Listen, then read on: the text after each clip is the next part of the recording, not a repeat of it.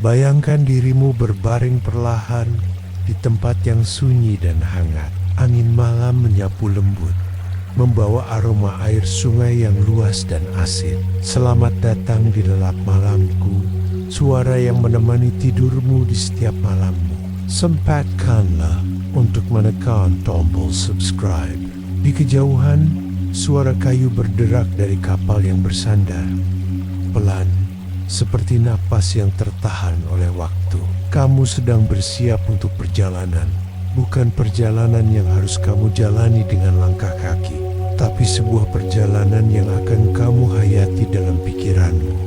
Dari masa yang sangat jauh, di tepian Sungai Musi, pada suatu zaman yang tak lagi dicatat oleh ingatan manusia biasa, berdiri sebuah kerajaan besar. Bukan kerajaan dengan benteng batu dan jalanan kuda, melainkan kerajaan air dan pelabuhan. Sebuah negeri yang tidak membangun monumen raksasa, namun membangun jaringan perdagangan dan pengaruh yang melintasi lautan dan benua. Namanya Sriwijaya. Dipuji dalam catatan para pendeta dari Tiongkok, didoakan oleh rahib Buddha dari India, dan dikenang samar oleh pelaut-pelaut dari Arab dan Nusantara. Tapi hari ini namanya nyaris tenggelam, seperti batu besar yang perlahan diselimuti lumpur dasar sungai. Mengapa kerajaan sebesar ini bisa menghilang begitu senyap? Dan bagaimana rasanya hidup di dalamnya? Dalam beberapa segmen ke depan, kita akan menyusuri jejak-jejak yang tersisa. Kita akan mendengar cerita dari para pelaut, melihat kehidupan para rahib, mengamati jalur perdagangan maritim, dan mengintip sisa-sisa kemegahan yang terkubur di rawa-rawa tropis. Tak ada yang perlu kamu lakukan saat ini. Cukup baringkan tubuhmu, biarkan kelopak matamu menjadi berat, dan izinkan kisah ini membawamu perlahan menuju masa ketika sungai adalah jalan raya kekuasaan dan kerajaan berdiri di atas air yang bergerak. Bayangkan pagi yang lembab di tepian Sungai Musi, udara kental oleh kabut dan aroma garam yang samar, bercampur dengan wangi kayu basah dan bau halus ikan yang masih segar. Langit masih pucat, belum benar-benar biru, dan suara yang pertama terdengar adalah bunyi berderak dari perahu kayu yang didorong ke air, serta teriakan lemah yang memanggil sesama pekerja pelabuhan. Beginilah pagi dimulai bagi banyak orang di kerajaan Sriwijaya. Bukan para bangsawan, bukan para rahib, tapi mereka yang menjaga denyut nadi kerajaan. Para pelaut, pemuat barang, penambat kapal, dan penjaga dermaga. Mereka bukan tokoh dalam kitab sejarah, namun mereka adalah napas dalam kehidupan kerajaan air ini. Di pelabuhan, kehidupan berputar perlahan namun pasti. Kapal-kapal yang datang dari jauh, mungkin dari Gujarat, mungkin dari Tiongkok Selatan, bersandar dengan pelan. Kapal-kapal itu tidak selalu megah, tapi penuh muatan.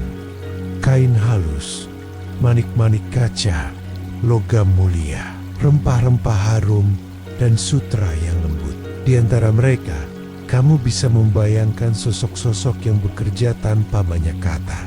Seorang kuli pelabuhan menggulung celana batiknya. Kakinya setengah terendam lumpur.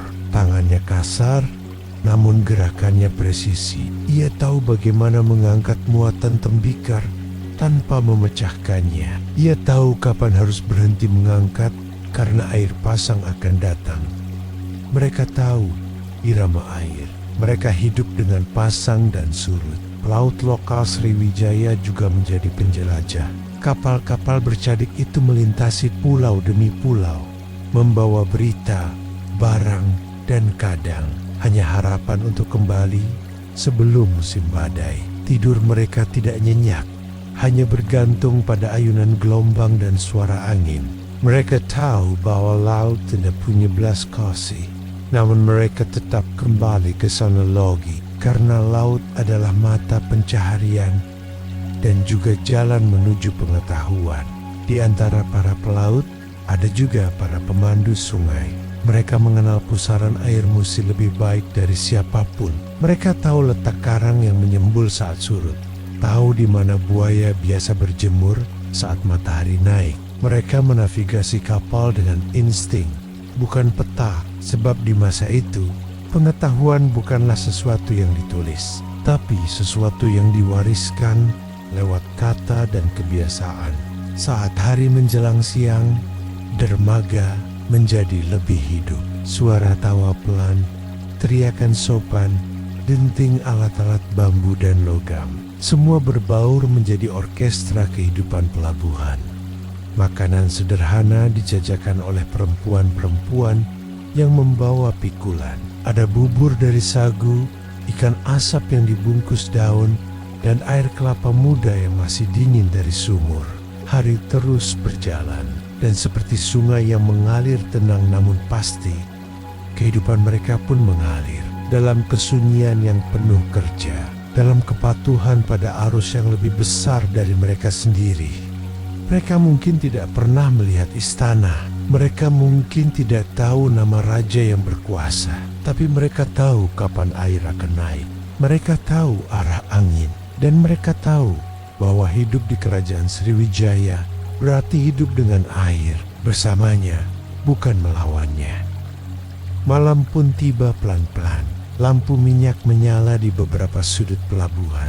Perahu-perahu diikat longgar, membiarkan mereka bergoyang lembut oleh arus malam. Para kuli beristirahat. Kepala mereka menyentuh tikar kasar atau lantai kayu perahu. Tak ada cerita besar untuk diceritakan. Hanya tubuh yang lelah dan hati yang tenang. Dan besok semua akan dimulai lagi dalam irama yang sama, irama Sriwijaya. Bayangkan dirimu memasuki sebuah vihara, atapnya dari daun nipah yang dijalin, tiangnya dari kayu yang hangat disentuh waktu, dan suasananya sejuk oleh naungan pepohonan tropis yang tinggi dan lembut menjuntai ke tanah. Di dalamnya bukan suara gong besar atau nyala lilin gemerlap yang menyambutmu, tetapi keheningan, sebuah keheningan yang bukan kosong, melainkan penuh-penuh makna, penuh doa, penuh perjalanan jiwa. Sriwijaya dalam abad ke-7 hingga ke-11 bukan hanya pelabuhan dagang.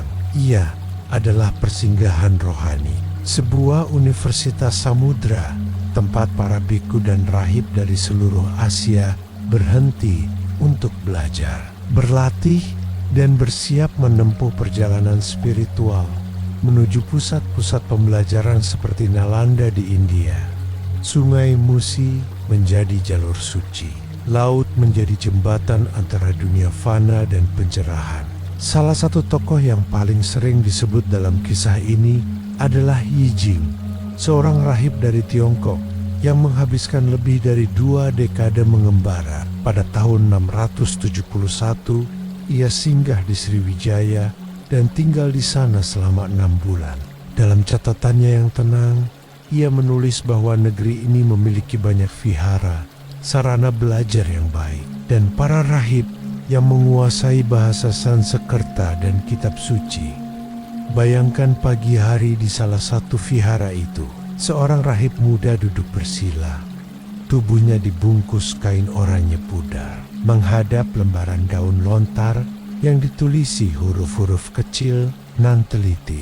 Udara masih berat oleh embun malam, dan suara dari luar hanyalah kicauan burung tropis serta gemerisik dedaunan yang saling bergesek.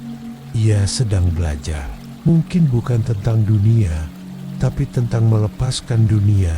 Ia menyalin naskah suci dengan hati-hati, karena tiap guratan pena adalah langkah menuju pemahaman. Tak ada tergesa-gesa, tak ada ujian, hanya kesabaran dan pengulangan.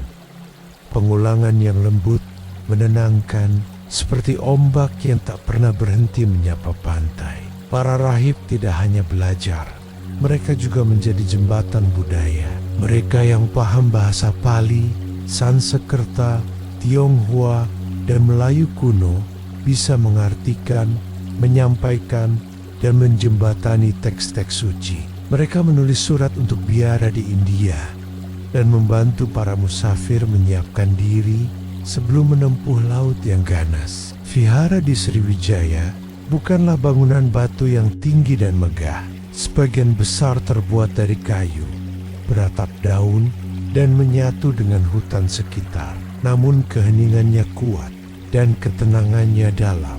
Di Peleboan, Rai ini berjalan perlahan, mengumpulkan sedekah makanan dalam mangkuk logam. Tak banyak bicara, hanya senyum dan anggukan. Kehadiran mereka diakui, tidak oleh gelar atau pangkat, tapi oleh kesunyian yang mereka bawa. Di Sriwijaya, praktik spiritual bukanlah urusan langit semata.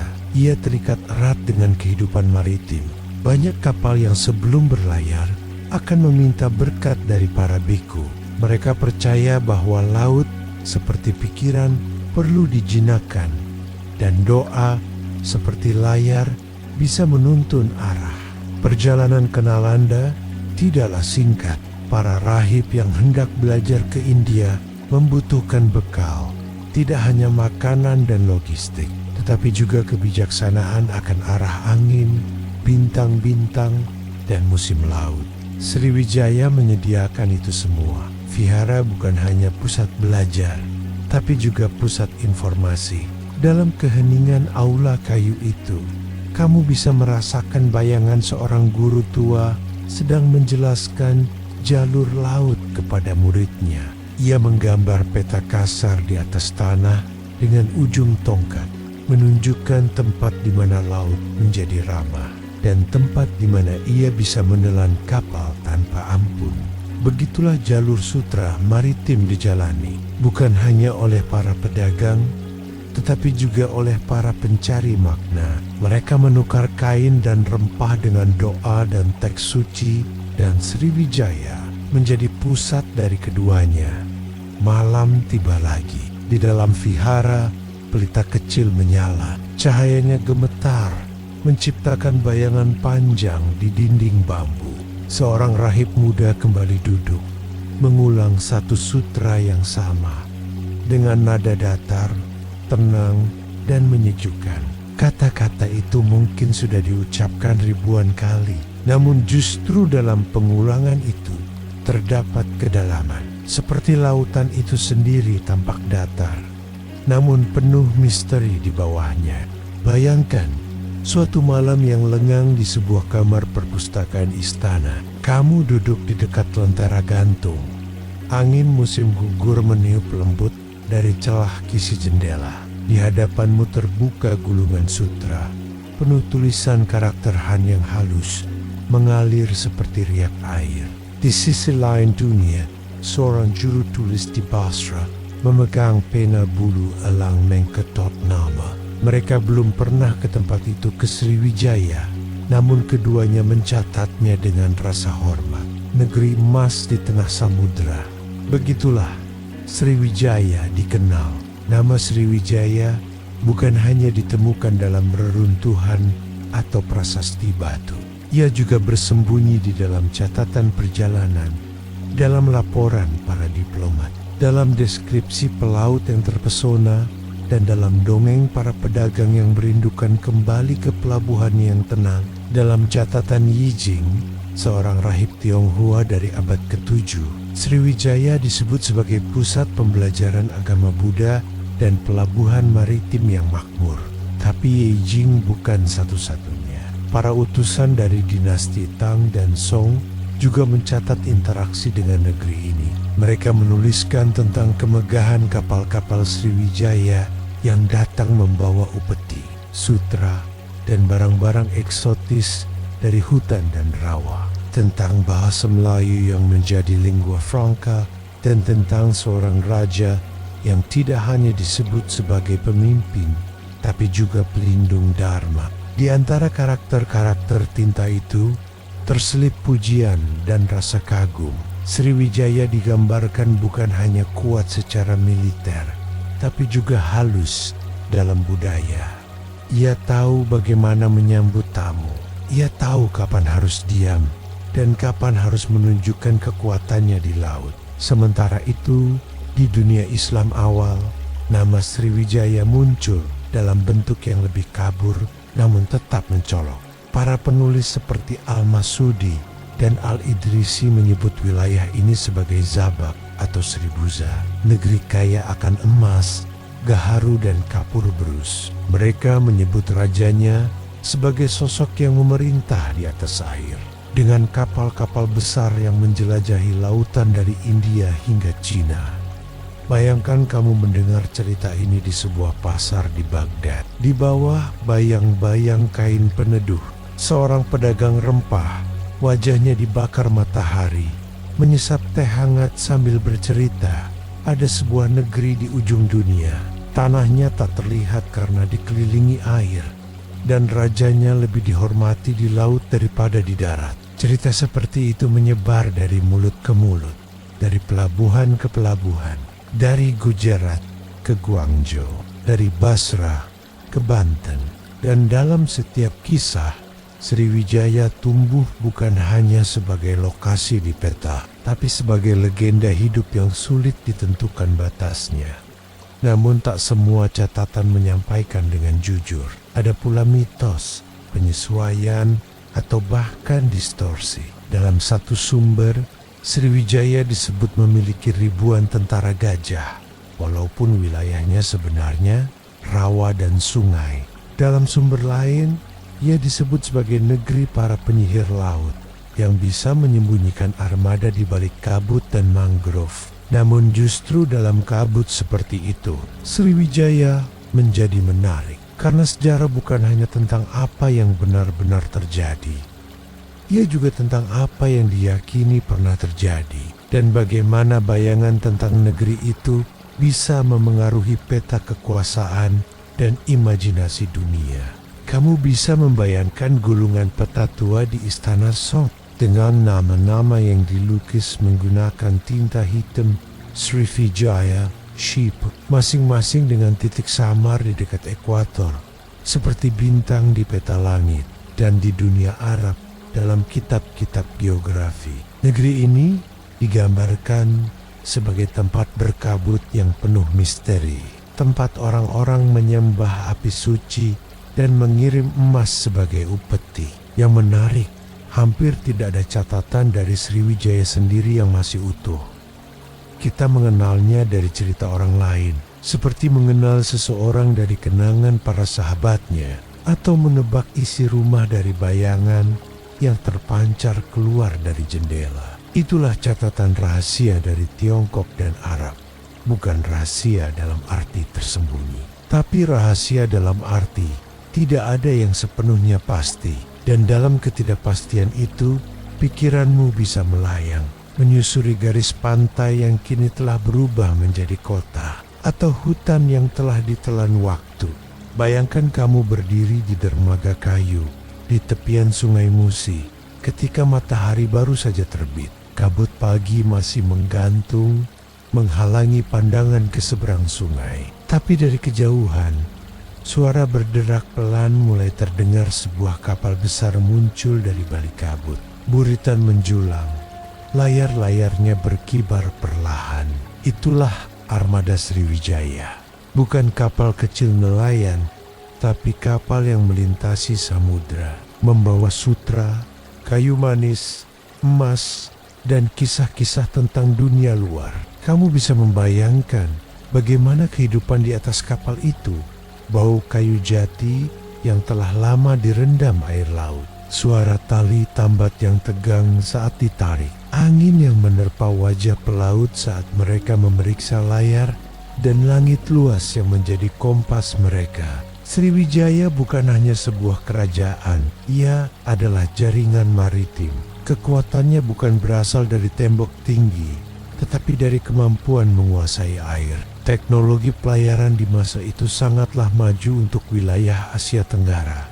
Kapal-kapal berukuran besar yang dalam catatan Tiongkok disebut dapat menampung hingga 100 orang, dibuat dengan teknik paku kayu dan sambungan lidah alur, membuatnya lentur namun kokoh saat diterpa gelombang samudera. Bayangkan kamu menjadi seorang tukang kapal. Tiap hari, kamu bekerja dengan suara burung air dan palu yang ritmis menghantam kayu. Setiap sambungan harus pas, setiap layar harus tahan angin. Kamu tidak hanya membuat kendaraan, tapi rumah, gudang, dan benteng sekaligus. Para pelaut Sriwijaya dikenal mampu membaca langit. Mereka tidak menggunakan peta seperti yang kita kenal sekarang. Sebaliknya, mereka membaca posisi bintang, arah angin musiman, dan warna air laut. Mereka tahu kapan angin barat mulai bertiup, membawa mereka ke India, dan kapan angin timur datang, membawa mereka pulang ke Sumatera. Ada peta dalam kepala mereka, dan peta itu tidak pernah digambar, hanya diturunkan melalui cerita, pelatihan, dan kepercayaan. Di atas kapel, waktu berjalan berbeda. Hari-hari diukur bukan dari matahari semata, tapi dari suara ombak, dari pergerakan angin, dari perasaan lembab yang meresap ke pakaian.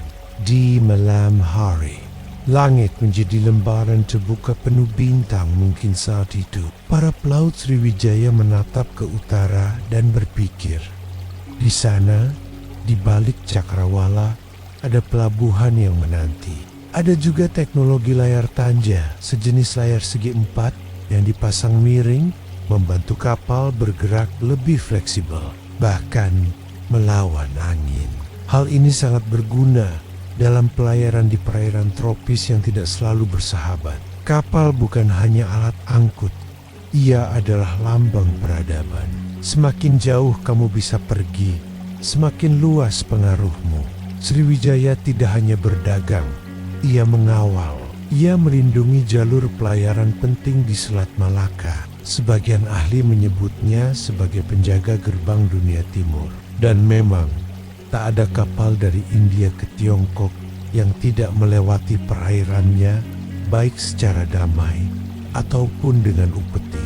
Kita mungkin tak lagi melihat kapal-kapal kayu besar itu hari ini, namun dalam bentuk perahu nelayan yang masih menjelajahi perairan Sumatera. Dalam tradisi pelayaran orang Bugis dan Melayu, dalam cerita-cerita tentang laut sebagai ibu yang melahirkan segalanya, kita masih bisa mendengar gema dari dunia yang dulu. Di bawah gelap langit malam yang penuh bintang, di atas lautan yang tenang, mereka pernah melintas dan mungkin angin yang sama masih berhembus hari ini. Bayangkan kamu berdiri di tengah-tengah hamparan rawa yang tenang. Air diam tak bergelombang, hanya sedikit beriak ketika angin menyentuh permukaan. Pepohonan rumbia tumbuh jarang-jarang, dan aroma air yang tua menyentuh ujung hidungmu bau tanah. Daun yang membusuk perlahan, dan kehidupan yang berlangsung pelan. Tapi di sini, di tempat yang tampaknya hanya sisa alam liar, pernah berdiri sebuah istana, sebuah keraton yang bukan hanya tempat tinggal raja, melainkan juga pusat pemikiran, kekuasaan, dan ibadah. Para ahli arkeologi meyakini bahwa pusat pemerintahan Sriwijaya tak terletak di dataran tinggi atau pegunungan seperti banyak kerajaan lain, melainkan justru di delta sungai, di wilayah yang tergenang, lembab, dan penuh lumpur. Sungai bukan hanya jalur air, ia adalah urat nadi, dan Sriwijaya menjadikannya jantung. Bayangkan keraton itu dibangun di atas panggung-panggung tinggi dari kayu keras, mungkin dengan lantai beralas rotan atau bambu. Pilar-pilarnya menancap dalam ke tanah rawa, menopang atap yang menjulang tinggi, tempat pertemuan antara dunia langit dan dunia manusia. Dindingnya mungkin berhias ukiran motif-motif sulur, naga laut, atau burung garuda dengan sayap yang membuka lebar. Cahaya dari lampu minyak memantul di permukaan air yang tenang di bawahnya, menciptakan ilusi seolah istana melayang. Kamu bisa membayangkan aroma kemenyan dari ruang dalamnya, suara pelayan berjalan pelan di koridor kayu, dan gema dari gamelan kecil yang dimainkan saat malam mendekat. Namun tempat ini bukan hanya keindahan, ia juga kekuasaan. Di keraton ini, keputusan tentang kapal-kapal dagang dibuat, tentang pajak rempah, pengiriman ke Tiongkok, utusan ke India. Disinilah sang maharaja menerima biksu dari jauh, dan membacakan titah dalam bahasa Melayu kuno yang kini hanya bisa kita temukan di prasasti batu. Sayangnya, tak banyak dari itu yang tersisa. Waktu, air, dan tropis yang rakus telah menelan segalanya. Situs-situs seperti Karanganyar, Seguntang, dan Bukit Siguntang menyimpan reruntuhan kecil arca, pecahan gerabah, atau pondasi batu yang terlalu sederhana untuk memuat jejak kemegahan yang dahulu ada. Tapi setiap gumpal tanah, setiap lapisan endapan rawa menyimpan sesuatu. Dan saat para arkeolog menggali, mereka tak hanya mencari benda, mereka mencari gema. Gema dari langkah seorang raja yang berjalan ke aula, dari suara pelayan yang menuang air ke dalam kendi perunggu, dari lantunan mantra yang naik ke langit dari ruang ibadah. Beberapa catatan menyebut keraton itu dikelilingi taman air kolam, kanal, bahkan jalur kecil bagi perahu istana. Di saat tertentu, angin akan membawa bau bunga liar dan buah masak dari hutan sekitarnya, menjadikan keraton ini bukan sekadar pusat kekuasaan, tapi juga tempat peristirahatan duniawi. Tapi seiring waktu, rawa kembali menelan semuanya. Bangunan kayu lapuk, jalur perahu tertutup lumpur, tanaman liar tumbuh tanpa arah, menutupi jejak, dan nama-nama besar seperti Dapunta Hyang atau Bala Putra Dewa perlahan berubah menjadi gema samar dalam cerita rakyat. Kini yang tersisa hanya tanah don sesakali, potongan batu yang keluar saat sawah dibajak. Namun dalam keheningan rawa itu, kamu bisa merasakan sesuatu, bukan sekadar hening, melainkan keheningan yang menyimpan sejarah, yang dulu pernah berbicara dalam bahasa kekuasaan dan kini berbisik dalam bahasa tanah. Bayangkan selembar naskah yang sudah lusuh berwarna kecoklatan, berbau seperti kayu tua dan debu perpustakaan kuno.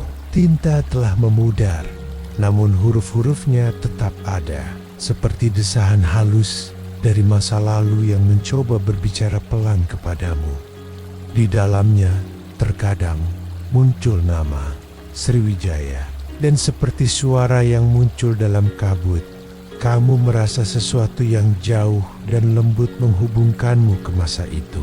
Sriwijaya tak banyak meninggalkan candi batu seperti Mataram atau Angkor, tapi justru tertinggal dalam surat-surat, prasasti, dan catatan dari dunia luar. Ia dikenang bukan karena ia berteriak, melainkan karena ia didengarkan. Salah satu sumber terpenting tentang Sriwijaya justru tidak berasal dari Sumatera, melainkan dari Cina, India, dan bahkan Arab. Para utusan dinasti Tang mencatat bahwa negeri bernama Shili Foshi, transliterasi dari Sriwijaya, adalah pelabuhan besar dan kerajaan yang kaya. Mereka menuliskan bahwa kapal-kapal besar dari seluruh Asia bersandar di pelabuhannya, bahwa Sriwijaya menguasai laut, mengenakan pajak atas kapal yang lewat, dan menyebarkan Buddhisme hingga ke negeri-negeri jauh. Seorang biksu terkenal bernama Yi Jing yang melakukan perjalanan ke India sekitar abad ke-7 menuliskan dengan detail bahwa ia tinggal cukup lama di Sriwijaya untuk belajar tata, bahasa Sanskerta, dan teks-teks suci. Ia menyebut bahwa negeri ini adalah pusat kajian Buddhisme yang sangat penting, tempat para biksu berkumpul dan melanjutkan perjalanan suci mereka. Bayangkan itu, seorang peziarah dari Cina meninggalkan tanah kelahirannya, melewati laut penuh badai, dan justru berhenti di sebuah kota sungai berhutan tropis untuk belajar, untuk membaca, untuk duduk bersama para biksu lokal dan merenungkan ajaran dari kitab-kitab tua. Nama Sriwijaya juga muncul dalam naskah berbahasa Arab dan Parsi. Para pedagang Muslim mencatat bahwa negeri ini kaya akan kamper, gaharu, dan emas, bahan-bahan yang pada masa itu nyaris setara dengan nilai kerajaan. Beberapa mencatat Sriwijaya sebagai Zabak atau Sribuza dan menggambarkannya sebagai negeri dengan raja yang sangat kuat, memegang kendali atas lautan selatan. Tapi lebih menarik lagi, prasasti dari Sriwijaya sendiri yang tersebar dari Palembang hingga Ligor menyebut nama-nama raja dan istilah-istilah upacara yang unik. Ada istilah seperti kedatuan dan nama tokoh seperti Dapuntahiang Erjayan A yang melakukan ekspedisi besar menggunakan kapal dan bala tentara. Bayangkan saat itu, prasasti ditulis bukan untuk dibaca oleh rakyat, melainkan sebagai penanda untuk langit, untuk para dewa, dan untuk masa depan. Prasasti kedukan bukit, misalnya, tak panjang, tapi mencatat momen ketika sang raja melakukan perjalanan suci dari Minanga, membawa ribuan prajurit dan mendirikan kekuasaan.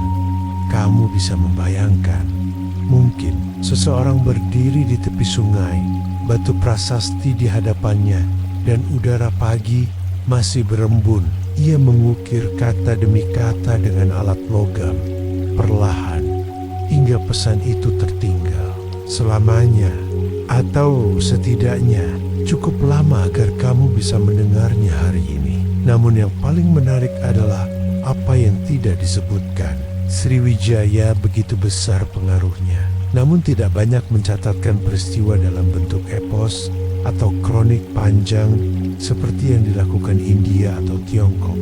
Mereka bicara secukupnya, dalam pujian singkat, dalam jejak kapal, dalam jalur yang dilalui para biksu dan saudagar. Dan ketika kerajaan ini lenyap dari panggung sejarah, naskah-naskah pun berhenti menyebutnya. Sunyi, seperti lilin yang padam tanpa suara, seperti suara doa yang terakhir, yang hanya terdengar oleh langit.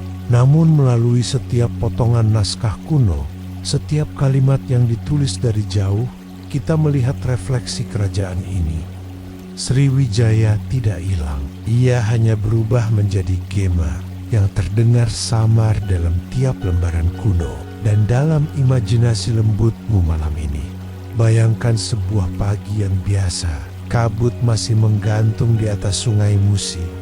Orang-orang berjalan di pelabuhan, memikul beban, menjual ikan, menawar harga. Biksu-biksu berjalan perlahan menuju vihara. Dan dari kejauhan, suara denting logam dari bengkel kapal berdengung lembut. Tak ada tanda-tanda bahwa ini adalah awal dari akhir. Kehancuran Sriwijaya tidak datang dalam satu malam. Tidak ada pertempuran besar yang tercatat. Tidak ada berita kejatuhan istana atau pembantaian raja. Sebaliknya, kerajaan ini memudar, seperti cahaya senja yang perlahan meredup, hingga kamu hanya menyadari bahwa gelap telah datang saat semuanya sudah sunyi. Para sejarawan masih mendebatkan penyebab runtuhnya Sriwijaya, tapi seperti kabut pagi yang perlahan menghilang, setiap jejaknya samar dan penuh pertanyaan. Salah satu teori menyebutkan serangan dari kerajaan tetangga. Catatan dari dinasti Song dan Kronik Jawa menyebutkan bahwa pada awal abad ke-11, Sriwijaya diserang oleh Raja Rajendra Chola dari India Selatan. Armada besar dari Kekaisaran Chola melintasi laut dan menghancurkan pusat-pusat Sriwijaya di Sumatera dan semenanjung Malaya. Namun, yang menarik adalah meskipun serangan ini besar, Sriwijaya tidak langsung lenyap. Ia masih disebut-sebut dalam catatan luar selama beberapa dekade setelahnya, seperti seseorang yang terluka tetapi bertahan, berjalan meski dengan langkah pincang. Ada pula kemungkinan bahwa kekuatan Sriwijaya perlahan terkikis karena perubahan rute dagang, ketika para pedagang mulai lebih memilih jalur darat, atau ketika pusat ekonomi bergeser ke Jawa, kekuasaan Sriwijaya atas laut pun melemah, atau mungkin juga karena tekanan dari dalam, persaingan elit, pembelotan daerah taklukan, atau keletihan sistem politik yang tidak mampu lagi menopang kompleksitas kerajaan maritim yang luas. Apapun penyebabnya, yang pasti adalah Sriwijaya menghilang tidak dengan suara ledakan, melainkan dengan keheningan, dengan tak lagi disebut, dengan catatan yang berhenti dan batu prasasti yang tak lagi dibuat. Bayangkan dirimu di abad ke-13. Kamu adalah seorang pelaut muda yang berlayar dari India menuju Nusantara. Seseorang di pelabuhan berkata padamu, "Dulu di sini pernah ada negeri besar, namanya Sriwijaya." Dan kamu menatap sekeliling, hanya kampung nelayan, rawa-rawa, dan reruntuhan kecil yang ditumbuhi lumut. Kamu mungkin bertanya, di mana istananya? Dan seseorang hanya mengangkat bahu, sudah tenggelam, atau diambil banjir, atau dijarah, dan kamu pun melanjutkan perjalanan, tanpa tahu bahwa kamu baru saja berdiri di bekas pusat dunia maritim, bahwa di bawah tanahmu terkubur harta, doa, dan sejarah yang tak selesai diceritakan. Kini, kita pun berdiri di masa yang jauh dari itu semua. Sriwijaya tidak lagi hidup, tapi tetap hadir dalam sungai yang terus mengalir, dalam naskah yang retak, dalam prasasti yang tak dimengerti oleh orang yang melewatinya, dan mungkin dalam mimpi-mimpi tenangmu malam ini. Kerajaan itu muncul kembali dengan kapal-kapal besar yang berlayar di atas kabut, dan suara lembut sang biksu yang membaca mantra dari masa silam. Dan kini, setelah waktu yang panjang, kita telah menelusuri jejak samar dari sebuah kerajaan yang dahulu berdiri megah di antara rawa, hutan, dan lautan. Sriwijaya bukan sekadar nama dalam buku pelajaran, melainkan sebuah dunia yang pernah hidup, dengan irama harian yang rapuh namun penuh makna, dengan pelaut yang menatap bintang, rahib yang menyulam doa dalam sunyi, dan pasar yang riuh dalam bahasa dari 3 benua. Namun seperti segala sesuatu dalam sejarah, ia pun harus meredup. Dan ketika ia meredup, ia tidak pergi dengan amarah atau gemuruh, melainkan dengan tenang, seperti lentera yang kehabisan minyak, atau kabut yang mengangkat dirinya dari permukaan sungai dan hilang ke langit pagi. Bayangkan, kamu sedang duduk di tepi sungai Musi, dengan angin malam yang lembut menyapu kulitmu. Air mengalir tanpa tergesa, dan dalam aliran itu terdengar gema yang sangat jauh. Gema dari perahu yang telah lama tenggelam, dari suara biksu yang bersenandung dalam pali, dan dari anak kecil yang tertawa di dermaga kayu yang telah runtuh. Tak ada yang abadi, namun ada yang tetap tinggal dalam lapisan tanah, dalam bisikan daun, dan dalam ingatan kolektif yang perlahan terurai dalam cerita seperti ini.